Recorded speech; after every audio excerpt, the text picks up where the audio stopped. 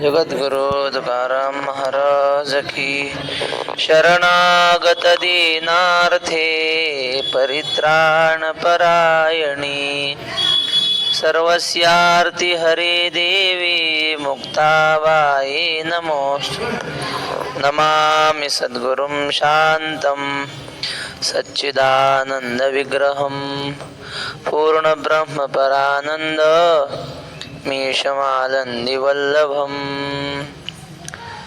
ओय क्रमांक 135 झाला ना। श्लोक 18वा। अंतवंत इमे देहा नित्यस्योक्ता शरीरिणः अनाशिनो प्रमेयस्य तस्माद्युध्यस्व भारत। नित्यस्य उक्ताः अनाशिनः अप्रमेयस्य इमे देहाः अंतवन्तः नित्यस्य उक्ताः शरीरिणः। म्हणजे ज्या आत्म्याचा आपण नित्य म्हणून वर्णन केलेलं आहे त्या आत्म्याचे शरीरिणः म्हणजे तो शरीराचा स्वामी आहे. शरीरम यस्य अस्ति इति शरीरी. जसं देही शब्दाचा अर्थ आपण काल पाहिला, देह ज्याचा आहे तो देही, तसा शरीर ज्याचा आहे त्याला शरीरी म्हणतात. अनाशिनः तो अविनाशी आहे. अप्रमेय म्हणजे प्रमेय म्हणजे जाणण्यास योग्य आणि अप्रमेय म्हणजे जाणून घेण्यास अयोग्य.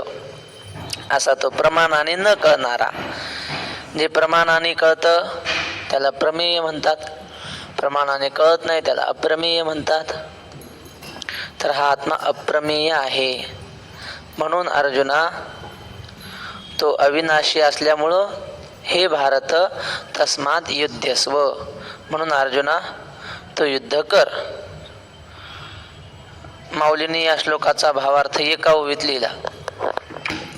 माऊली म्हणतात, आणि शरीर जात आघवे हे नाशिवंत स्वभावे म्हणून तुवा झुंजावे पंडुकुमारा.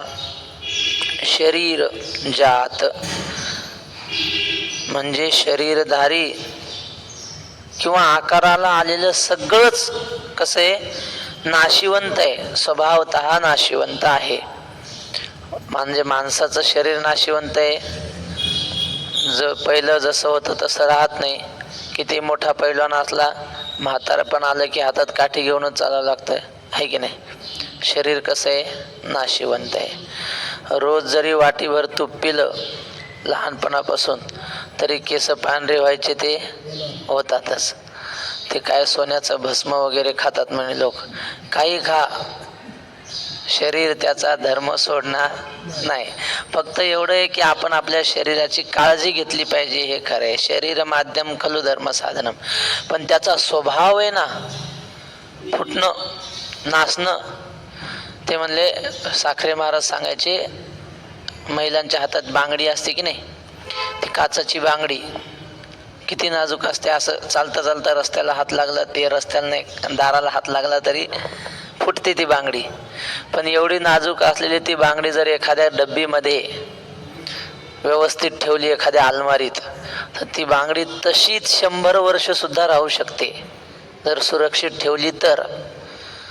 पण आपलं शरीर किती सुरक्षित ठेवा ते तसंच नाही राहू शकत. कारण नासणे हा त्याचा स्वभाव धर्म आहे. त्याला स्वभावतः नाश आहे. स्वभावतः नाश म्हणजे आंबा असतो की नाही, आंबा पिकतो आणि नंतर तसाच जर ठेवला तर आपोआप सोडून जातो तो, त्याला काही करायचं काम नाही. स्वभावतः नाश. दुसरा आहे परता नाश. परता नाश म्हणजे कोणीतरी आलं आणि झाड तोडून टाकलं, झाडाचा नाश झाला पण स्वतःहून नाही, दुसऱ्या कोणीतरी नाश केला म्हणून नाश झाला, याला म्हणतात परता नाश. आणि तिसरा आहे आश्रय नाश. म्हणजे एखाद्या भिंतीवर चित्र काढलं आणि भिंतच पडली, तर चित्र ज्याच्यावर होतं तेच नष्ट झालं, त्यामुळं ते संपलं. किंवा भूकंप झाला, किल्लारीला झाला होता, लोक मेले. कशामुळं? आश्रय नाश झाला ना. ज्या जमिनीवर होते त्या जमीनच दुभंगली, त्यामुळं नाश झाला. ते ह्याला म्हणतात स्वभावतः नाश, परता नाश आणि आश्रय नाश. आणि हे तिन्ही प्रकारचे नाश शरीराच्या ठिकाणी आहेत. म्हणून शरीर कसं आहे? नाशवान आहे. शरीर जात आघवे हे नाशिवंत स्वभावे, म्हणून तू अजून जावे पण नको मरा. अर्जुना, ह्या सगळ्यांची देह नाशिवंत आहेत, संपणारी आहेत. त्याच्या देहाचा विचार करू नको. हे बघा, शरीर म्हणजे काय? शीर्यते प्रतिक्षणम नश्यती इति शरीरम. शीर्यते म्हणजे जुनं होत जातं, ते बदलत जातं. प्रतिक्षणम नश्यती म्हणा बरं. शीर्यते प्रतिक्षणम नश्यती इति शरीरम. समजला ना अर्थ? शीर्यते म्हणजे जुनं होणं, बदलणं. प्रतिक्षणाला नासत जाणं त्याला शरीर म्हणतात. पुन्हा शरीराला देह म्हणतात. देह का म्हणतात? दहती इति देहा, ते जळत राहतं सतत. आपल्या शरीरामध्ये एक अग्नी आहे, जठर अग्नी. तो अग्नी जर आपण काही खाल्लं नाही ना,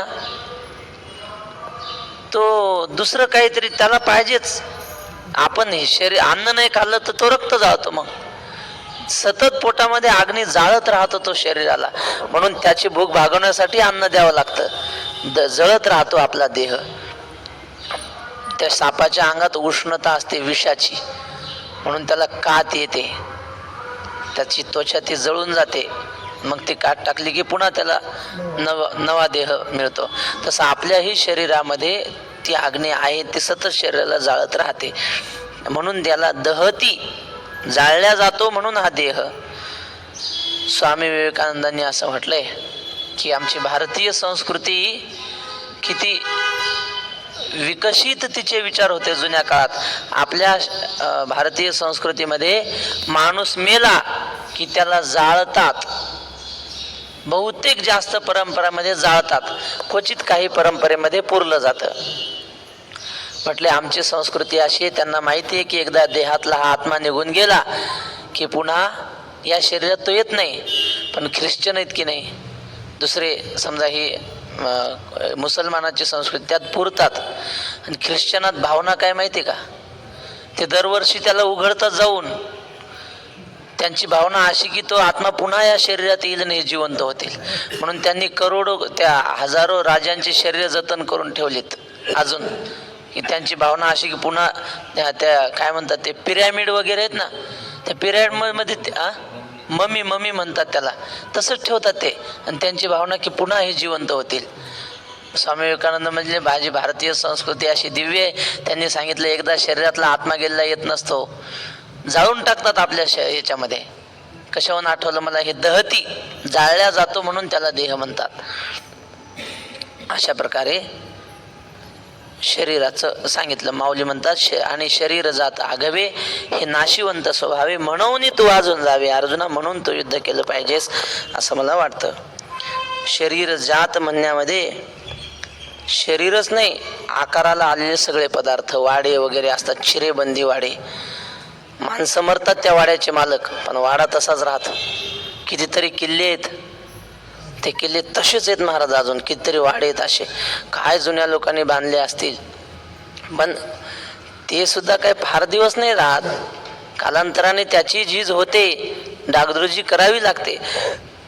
आम्हाला शाळेमध्ये म्हणण्यापेक्षा त्या ह्याच्यामध्ये भर्तृहरी राजाने 3 शतकं लिहिलेत ना, त्यातले नीती शतक, वैराग्य शतक आणि शृंगार शतक. त्याच्यामध्ये एक श्लोक आलेला आहे. एक विद्वान तो बऱ्याच वर्षानंतर आपल्या जन्मगावी गेला. लहानपणी जे शिकायला म्हणून आला तर इकडंच राहिला, इकडंच त्याचा विवाह वगैरे झाला. काशीला म्हणा कुठे शिकला, तिकडंच तो मोठा झाला. राजाच्या दरबारी नोकरी केली आणि बऱ्याच वर्षांनी 50-1 वर्षांनी गावाकडे गेला. गावाकडे गेल्यावर त्याला सगळंच बदललेलं दिसलं. त्याच्या गावी राजा राहायचा, त्या राजाचा राजवाडा होता, तो राजवाडा पडला. सगळं विध्वंस झालेला त्याने पाहिला. आणि मग तो म्हणतो सारम्या नगरी महान सनृपती सामंत चक्रम च तत् पार्श्वे साच विदग्ध राज परिषद ताश्चंद्रबिंबाननाः. तो म्हणतो सा रम्या नगरी, ती किती सुंदर नगरी होती माझ्या वेळेस इथं.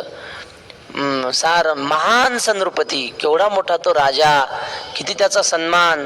महान सनृपती सामंत चक्रम चतत, त्याचे प्रधान मंडळी त्याच्या भोवती असे बसायचे. पार्श्वे साच विदग्ध राज परिषद, विद्वानांची सभा.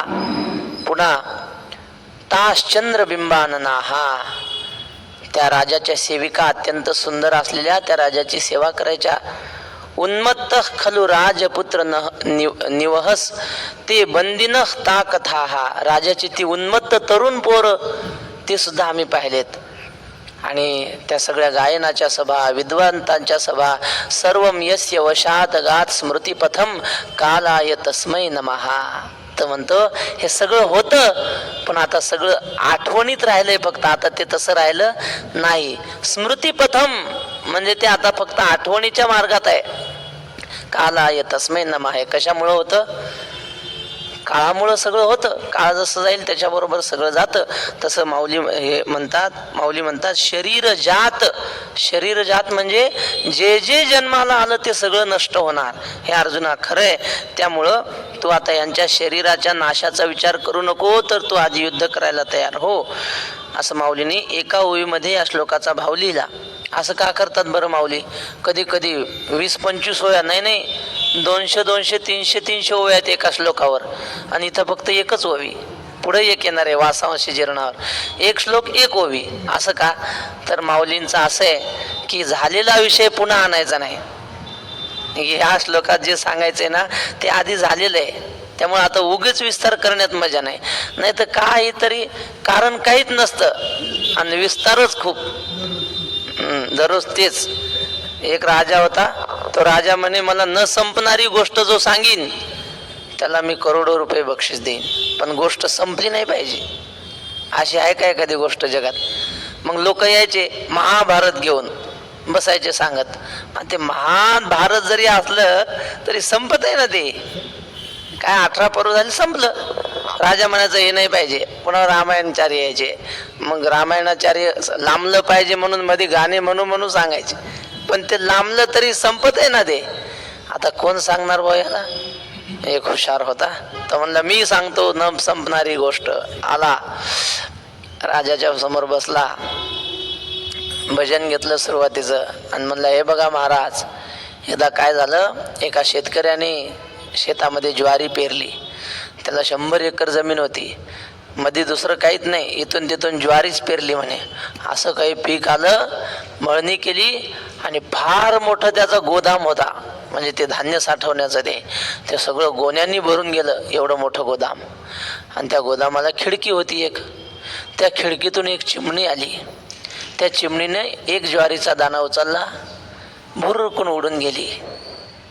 पुन्हा आली, पुन्हा एक ज्वारीचा दाणा उचलला, भुरकून उडून गेली. पुन्हा आली, पुन्हा एक ज्वारीचा दाणा उचलला, भुरकून उडून गेली. राजा म्हटला आता हे कुठपर्यंत? म्हणे गोदाम संपेपर्यंत. आता हेच चालणार. तुम्हाला न संपणारी गोष्ट पाहिजे ना, मग घ्या. असं असतंय. याला काय अर्थ आहे का? याला निरर्थक आहे. तसं माऊली विनाकारण कुठली गोष्ट लांबवत नाहीत. या श्लोकात जे सांगायचे ते आधी सांगून झालंय ना, मग आता थोडक्यात सांगायचं आणि पुढे चालायचं. यम आता श्लोक आहे. य एनम वेत्ति हंतारम यश्चैनं मन्यते हतम् उभौ तौ न विजानीतो नायं हन्ति न हन्यते. य एनं हंतारम वेत्ति. यह म्हणजे जो या आत्म्याला मारणारा समजतो. दुसरं यहाच एनम हतम मन्यते, जो या आत्म्याला मेलेला समजतो. अजून उभौ तौ न विजानीतः, त्या दोघांनी आत्म्याला खरं जाणलेलं नाही. मग तात्पर्य काय तर सांगतात, न अयम हन्यते न अयम हन्ति. हा आत्मा मारतही नाही आणि हा आत्मा मरतही नाही आणि मारवतही नाही. हन्यते म्हणजे मारवणे. तू धरुनी देहाभिमानाती दिठीसूनी शरीराती, मी मारिता हे मरते म्हणत्वा हासी. हा फार सुंदर श्लोक आहे. हा अर्जुना, तू स्वतःला मी अर्जुन आहे, मी एक जीव आहे आणि मी ह्यांना मारणार आहे, हे माझे गुरु आहेत असं का म्हणतोस? तू स्वतःला देह समजलं म्हणून. देह अभिमानाला धरून तू बोलतोस, पण हा देह अभिमान तुला धरणं चांगलं नाही. मी मारिता हे मरते म्हणून तू असी. स्वदेहा नाम अर्जुनो, स्वदेहाच्या देहाला तू अर्जुन समजतोस आणि या सगळ्यांना नातेवाईक समजतोस. ही सगळ्यात मोठी चूक आहे. तरी अर्जुना तू हे नेणसी, जरी तत्वता विचारीसी, तरी वधिता तू नव्हेसी आणि हे वध्य नव्हेसी. अर्जुना, तुला हे कळत नाही. तत्वता जर विचार केला, खरा जर विचार केला, तर तू मारणारा नाहीस आणि हे मरणारे नाहीत. एका वाक्यात सांगायचं तर माऊलीने हेच सांगितलं ज्ञानेश्वरी आपल्या एका अभंगामध्ये, की आपल्या सगळ्या जीवनातले प्रश्न एकाच उत्तराने सुटतात. कोणतं उत्तर आहे मी हा कोण, करावा विचार म्हणे ज्ञानेश्वर निवृत्तीचा. एक रमण महर्षी म्हणून फार मोठे संत होऊन गेले, महात्मे, प्रसिद्ध महात्मे होते. आणि लोक त्यांच्याकडे प्रश्न विचारायला यायचे. आता आपल्या यांच्याकडे जातात की नाही, आपले वृंदावनचे काय प्रेमानंदजी महाराज, पुन्हा आणखी ते दुसरे कोण वृंदावनचे, आता ते अनिरुद्ध आचार्य, त्यांना कथित लोक प्रश्न विचारतात. तसे त्या काळात रमण महर्षींकडे जायचे लोक, खूप प्रश्न घेऊन जायचे, कोणाच्या संसारातल्या अडचणी, कोणाचे काही. आणि मग ते काय करायचे, प्रश्न कोणी किती विचारू द्या, त्यांचं उत्तर एकच असायचं. कोणी आलं का महाराज पोरग होत नाही, ते म्हणायचे मी कोण आहे याचा विचार करा. बोरला पाणी लागत नाही, मी कोण आहे याचा विचार करा. पोरग ऐकत नाही, मी कोण आहे याचा विचार करा. प्रश्न अनेक, उत्तर एक. म्हणजे मी कोण आहे हे कळलं ना, मग तुम्हाला वाटेल की पोरग आहे आपलं नाही, घर आहे आपलं नाही, काहीच नाही. बोरला पाणी का लागत नाही, मी कोण आहे याचा विचार करा. म्हणजे लागलं पाणी काय न लागलं काय त्याचं काही दुःख होणार नाही, कारण मी आत्मा आहे. आत्म्याच्याच ठिकाणी सुखही नाही दुःखही नाही. सगळ्याचे प्रश्नाची उत्तर काय ते सांगतात जुने महात्मे. प्रश्न अनेक, उत्तर एक. एक माणूस म्हणला आमचं घोडच चालत नाही, काय करावं. दुसरा म्हणला भाकर करपली, काय करू. तिसरा म्हणला पानं सडली, खायचे पानं सडली, काय करावं. तिघांना 3 प्रश्न विचारले. घोडं चालत नाही, भाकर करपली आणि पानं सडले. 3 जणांनी विचारले एका माणसाला, काय करावं. त्याने एकच सांगितलं, फिरवत राहा. भाकर करपली, फिरवत राहा म्हणजे करपणार नाही. पानं सडली, खालीवरी करत राहा. बर, आणि घोडं आडलं, तुम्ही बरेच दिवस बांधून ठेवल्यामुळे ते चाललं ना, फिरवत राहा. प्रश्न अनेक, उत्तर एक. तसं संसारातल्या सगळ्या प्रश्नाची उत्तर एक, मी कोण आहे याचा विचार केला पाहिजे. तसं अर्जुना तू हे नेणसी, जरी तत्वता विचारीशी, तू जर खरेपणानं विचार केला तू कोण आहेस, तर तू वधिता तू नव्हेसी हे वध्य नव्हती. आता म्हणजे हे जे चालू आहे हे आपल्या भारतीय संस्कृतीचं, भारतीय तत्वज्ञानाचा गाभा आहे हा विचार. म्हणजे हे ज्याला पटलं त्याला जीवनात कुठल्याही प्रकारचं दुःख, त्याच्या जीवनाला सुखही नाही दुःखही स्पर्श करू शकत नाही. पण हा गंभीर विचार ज्याला समजला तो. दुसऱ्या अध्यायामध्ये सगळंच सांगितलं देवाने, म्हणजे काहीच सांगायचं ठेवलं नाही. दुसऱ्या अध्यायामध्ये सगळं तत्वज्ञान आलं. म्हणजे हा अध्याय ज्याला समजला, हा अध्याय म्हणण्यापेक्षा हे मधले 10-15 जे श्लोक आहेत ना, कुठून अशोच आनंद पासून एवढे ज्याला समजले त्याला ब्रह्मसूत्र कळलं, त्याला गीतेवरच्या सगळ्या टीका कळल्या, त्याला ज्ञानेश्वरी कळली, त्याला तुकोबाराची गाथा कळली, त्याला एकनाथी महाराजांचं भागवत कळलं, श्रीमद भागवतही कळलं. कारण सगळे ग्रंथ कशासाठी आहेत? एवढ्यासाठीच आहेत की मी कोण आहे याचा विचार. तेच सांगतात माऊली. तो आत्मा कसा आहे? आता पुढे 20वा श्लोक. न जायते म्रियते वा कदाचिन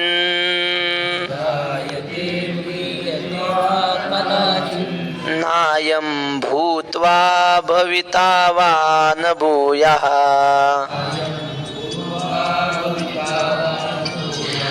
अजो नित्यशाश्वतोऽयं पुराणो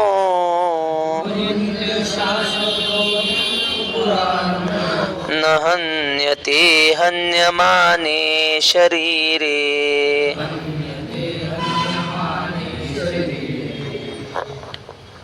न जायते वा न म्रियते कदाचिन. तो आत्मा कधी जन्मतही नाही आणि कधी मरतही नाही. कदाचिन मध्ये कधीही. न अयं भूत्वा भविता वा न भूयः. तो जन्मून दिसता झाला नाही. दोन्ही नाही त्याच्या ठिकाणी. जन्मही नाही, मरणही नाही. मग कसं आहे तर म्हणतात अजाहा. अजाहा म्हणजे जन्मरहित. अज शब्दाचा अर्थ दुसराही होतो. अजा म्हणजे शेळी, अज म्हणजे बकरा असा अर्थ होतो. पण इथं अ म्हणजे नाही आणि ज म्हणजे जन्म. अज म्हणजे जन्मरहित असा तो. नित्य हा नेहमी असणारा. शाश्वत कधी ज्याचा नाश होत नाही असा. पुराण. पुराण म्हणजे जुनाट जुगादीचे नाणे. फार जुना आहे तो परमात्मा. न हन्यते हन्यमाने शरीरे. शरीराच्या मरण्याने तो मरत नाही. पुराण या शब्दाचा अर्थ आचार्यांनी असा केला भाष्यामध्ये. पुरा अपि नव म्हणजे तो जुना असून नवा आहे. काही वस्तू जुन्या झाल्या की किंमत कमी होते. मोबाईल आता तो मागं ते याच निघालं होतं जिओचा मोबाईल. आता काय किंमत आहे त्याला? आता फुकट देतो म्हणलं तरी कोणी घेत नाही. आणि तेव्हा ते मॉडेल यायच्या आधीच बुकिंग केलं होतं लोकांनी 6 महिने आधी. आता जुनं झालं ते. आता कोण विचारतंय? जुन्याला किंमत नाही ना व्यवहारामध्ये. अहो ते जुनं जाऊ द्या, दुकानातून बाहेर जरी आणलं अर्ध्या किमतीत घेतात लोक. एक दिवस जरी घरी ठेवलं तुम्ही, परत घ्यायचं म्हणलं लोक अर्ध्या किंमत द्या, अर्ध्या किमतीत घेतो. म्हणजे लगेच जुनं होतं. पण हा परमात्मा फार जुना आहे पण त्याची किंमत कमी झालेली नाही. भांडारकराचं पहिलं पुस्तक आहे व्याकरणाचं आणि त्याच्या प्रस्तावनेत एक श्लोक आहे. सुवर्णम प्राचीनम यदि भवति दुर्वर्णमपि वा महामौल्यम धत्ते सपदि जगती थम बहुमतम. म्हणले सोनं हे जुनं झालं म्हणजे त्याची किंमत कमी होत नाही. उलट जुन्या सोन्याची किंमत जास्त असते. त्याची शुद्धता चांगली असते. छत्रपती शिवरायांच्या काळातली जर सोन्याची नाणी सापडली तर त्याची किंमत फार आहे. हा ते शुद्ध सोनं असतं त्याची. तसंही म्हणले आमचा परमात्मा जुना आहे पण जुना असून त्याची किंमत कमी झाली नाही. पुरा अपि नव. जुना असून नवा आहे तो. म्हणून तो पुराण असा शब्दाचा अर्थ सांगितला. पुन्हा दुसरा श्लोक आहे. वेदा विनाशिनम नित्यम य एनमजमव्ययम् कथं स पुरुषः पार्थ गंगातयति हन्तिकम्. हे पार्थ, हे अर्जुना, यः एनम अजम अव्ययम अविनाशिनम वेद. जो ह्या आत्म्याला न जन्मणारा, न नष्ट होणारा, अविनाशी, कधी न संपणारा, नित्य असा जाणतो. सहा पुरुषः कथम हंती कम हंती आणि कम घातयती. कशा प्रकारे तो कुणाला, त्याला कोणी मारू शकत नाही आणि तो कुणाला मारू शकत नाही. असा श्लोकाचा सरळ अर्थ. आता माऊली या श्लोकावर सुंदर लिहितात, आपल्याला समजेल अशा भाषेत. जैसे स्वप्ना माझी देखिजे, ते स्वप्नीची साच आपजे, मग चेऊनिया पाहिजे तव काही नाही. म्हणजे जसं स्वप्नामध्ये आपण पाहतो ते स्वप्नातच खरं वाटतं, जाग झाल्यावर ते खरं वाटत नाही. एकदा जनक राजाला स्वप्न पडलं. राजा स्वप्नामध्ये भिकारी झाला आणि भिकारी होऊन भूक लागली, इकडे तिकडे अन्न मागण्यासाठी फिरू लागला. या घरी जा त्या घरी जा, आणि मग ते मागता मागता काय झालं, कोणी काही देईनाच त्याला, आणि त्याच्यात त्याला कुत्रं चावलं राजाला. आणि कुत्रं चावलं, भळभळा रक्त व्हायला लागलं. त्या वैद्याच्या घरी गेला राजा. अहो मला काही औषध द्या, हो जखम झाली, कुत्रं चावलं. तो म्हणला पैसे द्या आधी. वैद्य म्हणला आता ह्याच्याकडे कुठं पैसे, कोणी 1 रुपया देईना महाराज त्या जखमेला हे औषध लावायला, काहीच नाही. आणि मग राजा पळून इकडे तिकडे जाऊन चक्कर आली आणि खाली पडला, आणि जाग आली राजाला. आणि ते सगळं दुःख राजाला वाटलं. अरे बापरे, आपण स्वप्न कसं विचित्र पाहिलं. वैकुंठवासी रंगनाथ गुरुजी म्हणायचे, आपल्या स्वप्नाहून आपली परमार्थातली प्रगती कळते. जर स्वप्न चांगले पडत असतील, देव दिसत असेल, साधू संत दिसत असतील, पंढरपूरची वारी दिसत असेल, कीर्तन दिसत असेल स्वप्नात, तर मग समजायचे आपली प्रगती चालू आहे परमार्थामध्ये. आणि भूतळ दिसत असतील तर समजायचं आपण अजून तिथंच आहेत. कारण स्वप्न कशाचं पडत असतं, जागता जवळ अशी जे तो जेने ध्याने भावना भावीजे, डोळा लागत घेऊ जे त्याची स्वप्ने, असं आहे.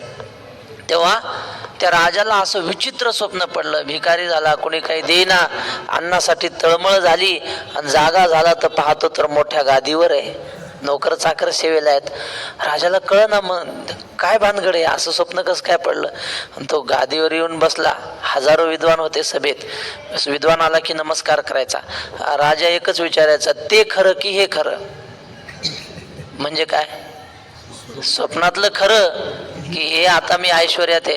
तर राजा सांगत नव्हता स्वप्नातलं, हे फक्त एवढंच म्हणायचं, ते खरं की हे खरं. आता कसं काय करावं, विद्वान लोक म्हणायचे हे ते हे सर्वनाम आहेत, सर्वनामाने काय अर्थ थोडाच कळतो. एका माणसाचं घोडं गेलं पळून, आणि ते मग काय त्याच्या हातात ते खोगीर ते राहिलं लगाम वगैरे. मग तो काय म्हणला, एका माणसाला सांगितलं, अहो अहो तुम्ही जाऊन सांगा त्यांना, आणि ह्याच्यातलं हे गेलं. अहो अहो तुम्ही जाऊन सांगा त्यांना, आणि काय सांगा तर ह्याच्यातलं हे गेलं. आता काय सांगायचं, ह्याच्यातलं हे गेलं म्हणजे हे सगळे सर्वनामच आहेत ना, सर्वनामाने अर्थ नाही कळत. तसं ते राजा म्हणायचं, ते खरं की हे खरं. आता काय सांगावं, सगळे विद्वान आपले गप्प बसले, काहीच कळना अर्थ. राजा पुढे कोण बोलणार, राजाला उलट प्रश्न कोण विचारणार की ते हे म्हणजे काय. आणि मग त्या सभेमध्ये अष्टावक्र आले म्हणतात. अष्टावक्र आले. राजा म्हटला, महाराज सांगा ते खरं की हे खरं. लगेच ह्याने उत्तर दिलं, जसं ते तसं हे म्हणले. बा जसं ते तसं हे, ते खरं की हे खरं नाही, दोन्ही खोटे आहेत. स्वप्न जसं आहे ना खोटं, तशी जागृती खोटी आहे. उलट जागृतीपेक्षा स्वप्न चांगले म्हणले. स्वप्नापेक्षा जागृती नाही, जागृतीपेक्षा स्वप्न चांगलं आहे.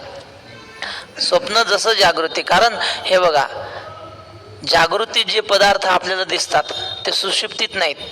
आपल्याला झोप लागली ना, मग आपण श्रीमंतही नाही, गरीबही नाही, कोणीच नाही, विषय संपला. मग गरीबालाही झोप तीच लागते आणि श्रीमंतालाही तीच लागते.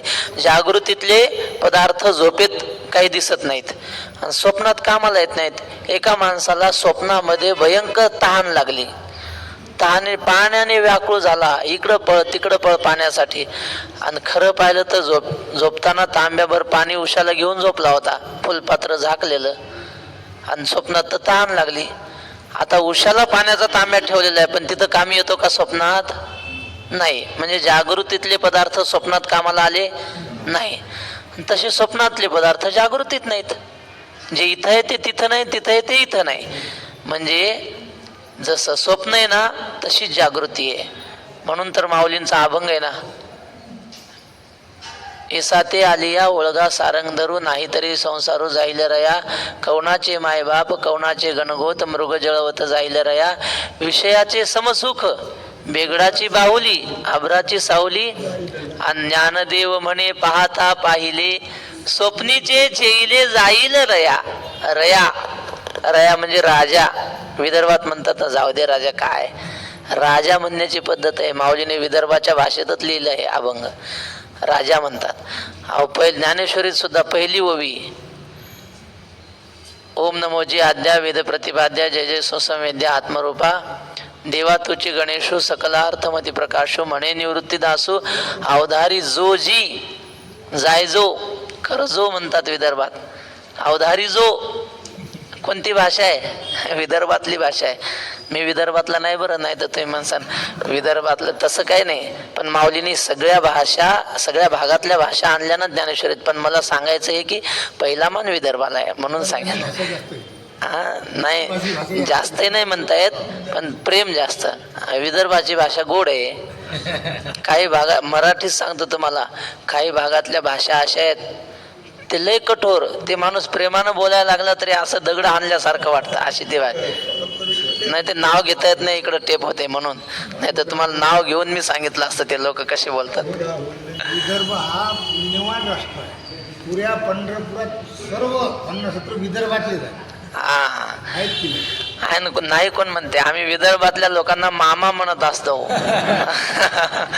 आमच्या रुक्मिणी मातेचं माहेर आहे विदर्भ वराड म्हणून कोणी विदर्भातून आलं की आम्ही त्यांना मामा म्हणतो काय सांगत होतो आपण हा जसं स्वप्न तशी जागृती स्वप्नीच साचा म्हणजे मग चेवनिया पाहिजे तो काही नाही जाग झाला मनुष्य की स्वप्नातलं काही राहत नाही सगळं खोटं समजतो आपण तसं जागृतीतलंही सगळं खोटं समजलं पाहिजे तैसी हे जाण माया तू भ्रमतु आहासी वाया शस्त्रे हाणितलिया छाया जैसी अंगी न रूपे अर्जुना तशा प्रकारची ही माया आहे सगळं खोटं आहे तुला वाटतं मी अर्जुन नावाचा एक देहधारी आहे आणि हे सगळे माझे गुरुवर्य मामे सगळे नातेवाईक आहेत ही माया आहे बाबा खोटं दृश्य स्वप्न तुझ्या समोर उभं आहे आणि तू भ्रमतू हासी वाया तू उगीच त्याच्यामध्ये भ्रमिष्ट झाला आहेस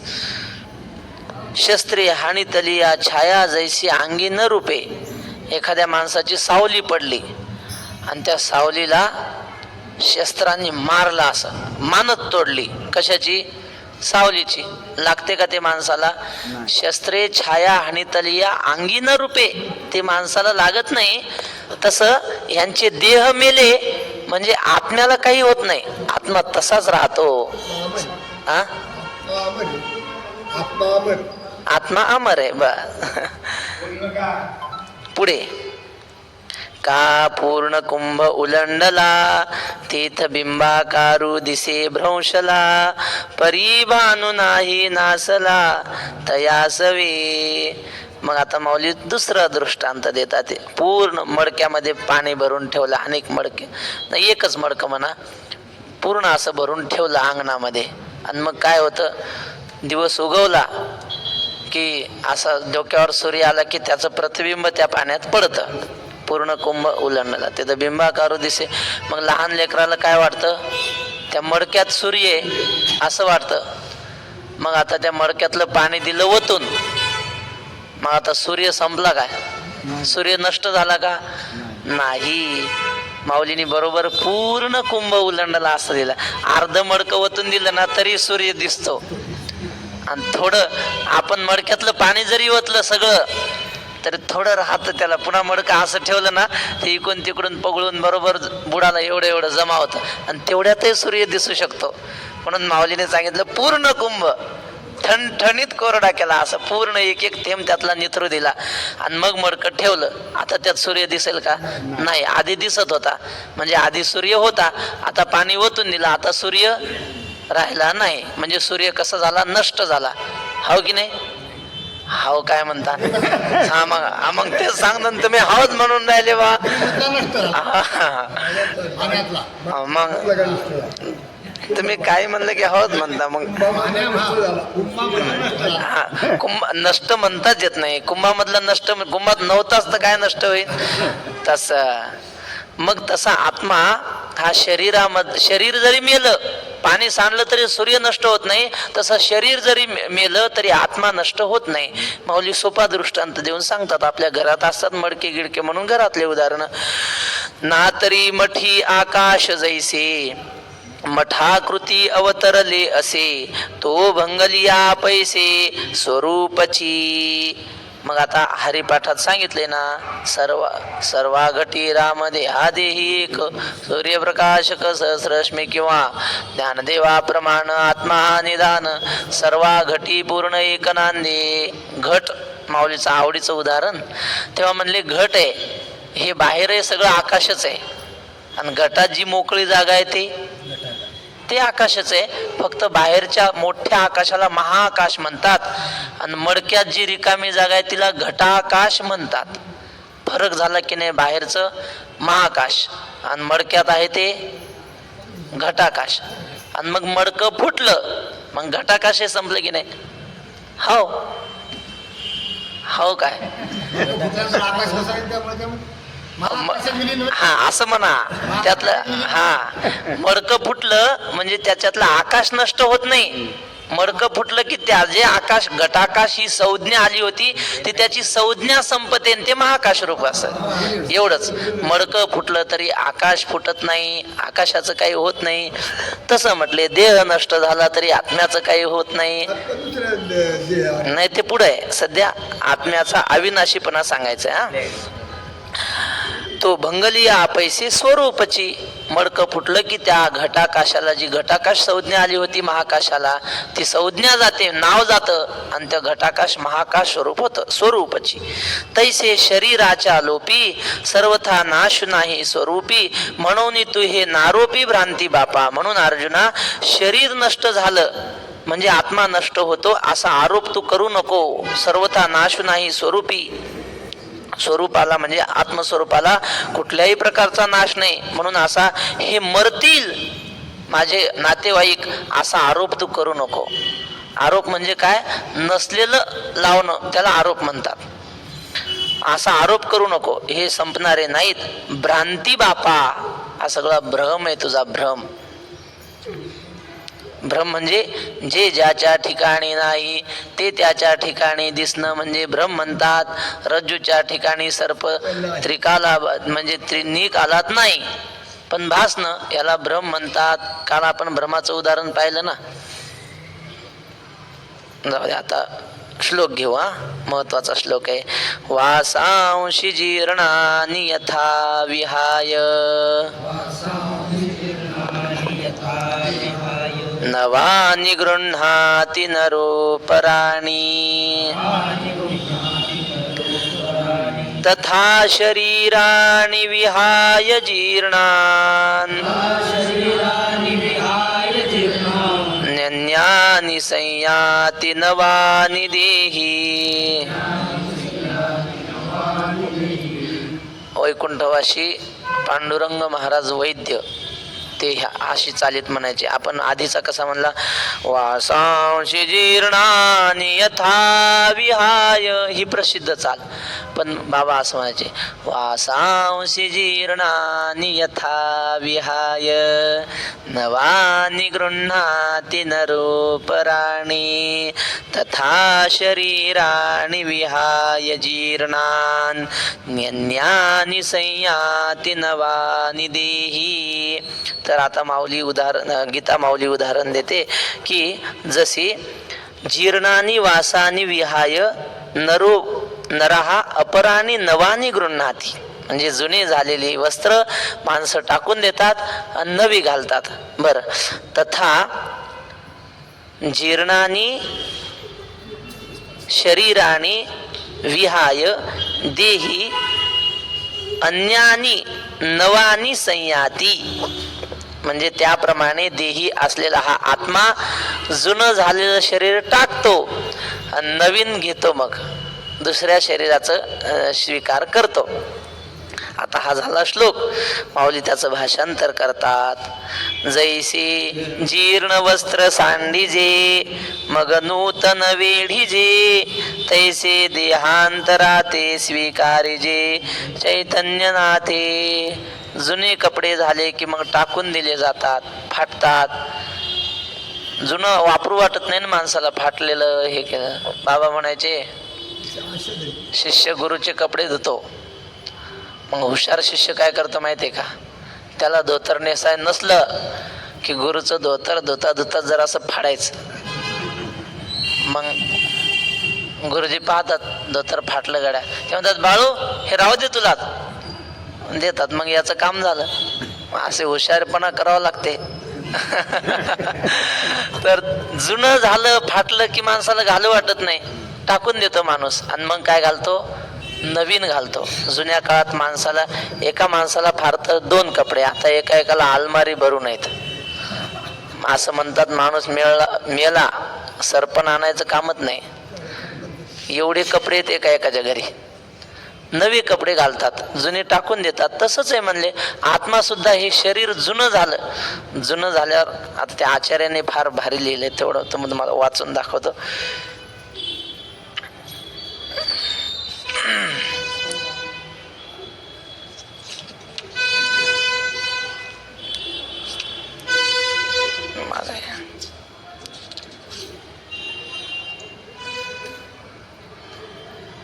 किती आहे आपला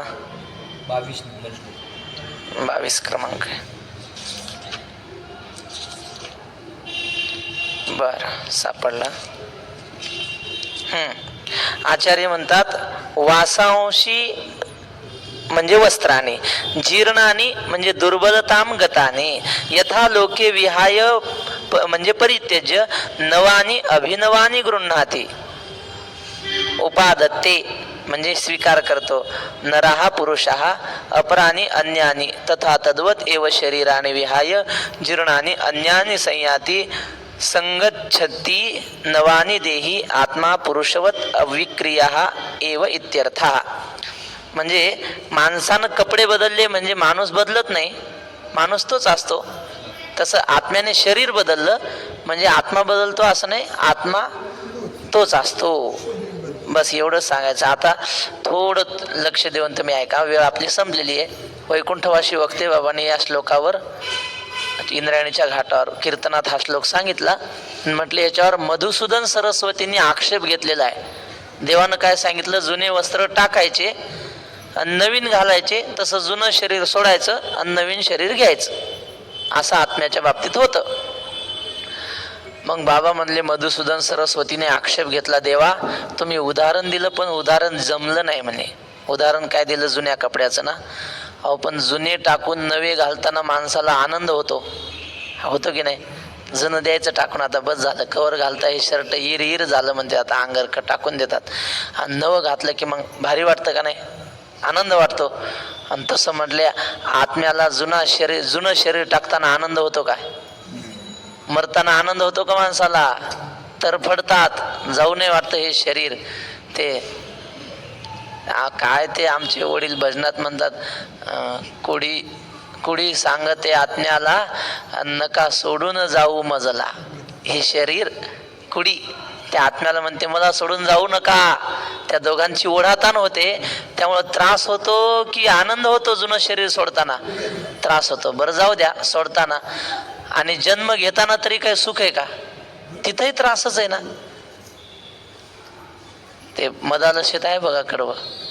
नवमास कष्टलासी 10व्याने प्रसूत झाली, येताची कर्मजाळ तुझी मान अडकली.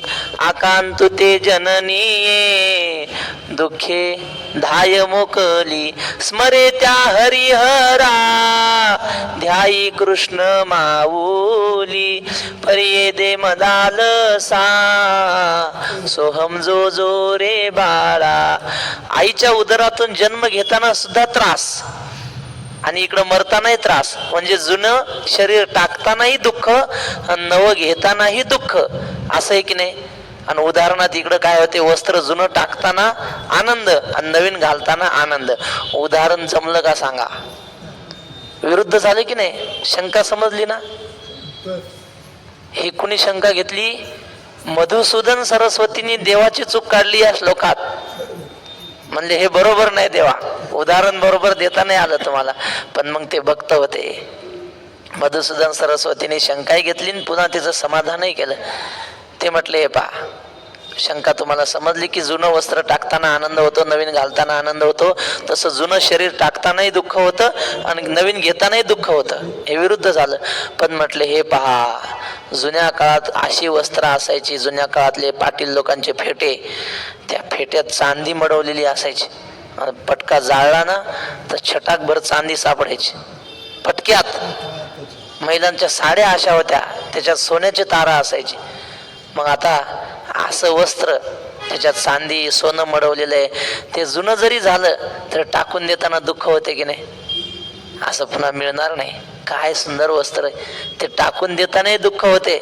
आणि नवीन आहे पण सुती पोत आहे. ते वनवासाला जातात ना आपल्या मराठवाड्यातले लोक, ते पोते घालून जातात अंगात. मग आता ते नवीन आहे पण पोत्यासारखं आहे. ते नवीन जरी असलं की ते घालताना आनंद नाही होत. नवीन आहे पण तरी त्या घातल्याने आनंद होत नाही, ते पोत आहे. तसं म्हणले जुनं आहे पण मौल्यवान आहे, टाकताना दुःख होत आहे. नवीन आहे पण उग आहे कसं तरी आपलं गोंदपट, बोंद्रीचं पोतं म्हणतात ना, ते घातलं तरी त्याने आनंद होत नाही, दुःखच होतं. असं सांगून देवाच्या उदाहरणाला बरोबर असं ठरवलं त्यांनी. आक्षेपही घेतलं आणि समाधानही केलं. असं महाराज मग हा श्लोक दिला असेल. हा आपल्याला सुख होते ना आपल्याला दुःख होते. आत्मा हा कुठं सुख नाही दुःखही. हा बरोबर आहे. आलं का लक्षात? हो हो, हा, आत्म्याला सुखही नाही, दुःखही नाही. त्याला दुःखही नाही. पण शरीराला आहे, जीवाला सुख दुःख आहे. बरोबर आहे ना, जीवाला सुख दुःख आहे, आत्म्याला नाही.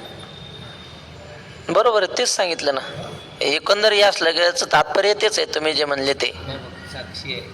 हा बस बस.